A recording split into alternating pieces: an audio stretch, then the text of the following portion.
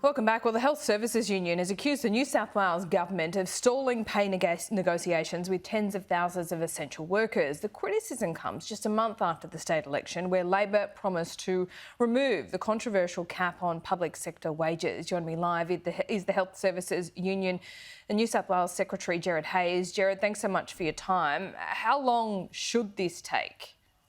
Laura, this should be just a priority.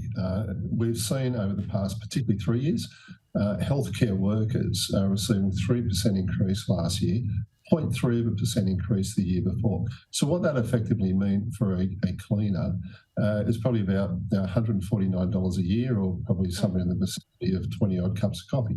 That's what they've been putting up with, and now we're seeing interest rates at 7.8.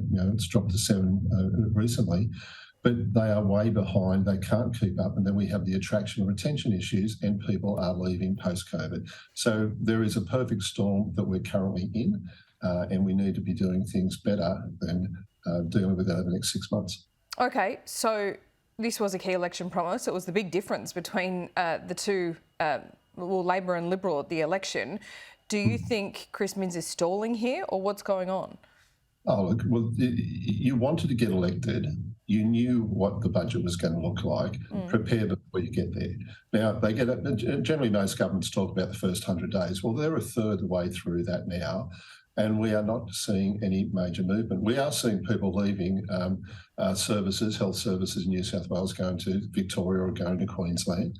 And at the moment, we're just not seeing any roadmap or roadway for us to be able to attract and retain. And retention is a key issue with where we're at. Yeah. Okay, so Chris Minns and the new Labor government, as I understand it, has been in meetings with some of the key unions. Have you been involved in those meetings behind closed doors?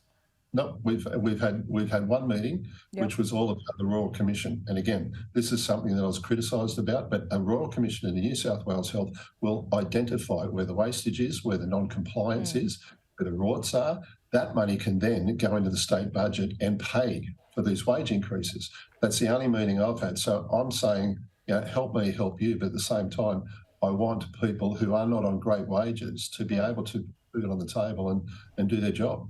Do you accept that by abolishing the wage cap, there needs to be another system in place, the bargaining system, and that could perhaps take a little bit more time, or do you not accept that? Oh, look, I don't accept it. Look, if you really do have a will, if you really do want to change the lives of working people who are under stress now that we have not seen probably since the 1980s, 1990s, I don't accept that at all. I think very clearly we have in our own awards at the moment things like incinerator allowances, which just haven't existed for the last 30 years. And yet a sonographer who's got qualifications, who's got a master's degree, those qualifications are not recognised in the awards because they were written in the 70s and 80s. So this is a fundamental way forward that we can get productivity, efficiency, and we can actually take pressure off the health system, which is key to what we're talking about. So we're not just talking about wages for workers. We are talking about a whole of community improvement to New South Wales Health.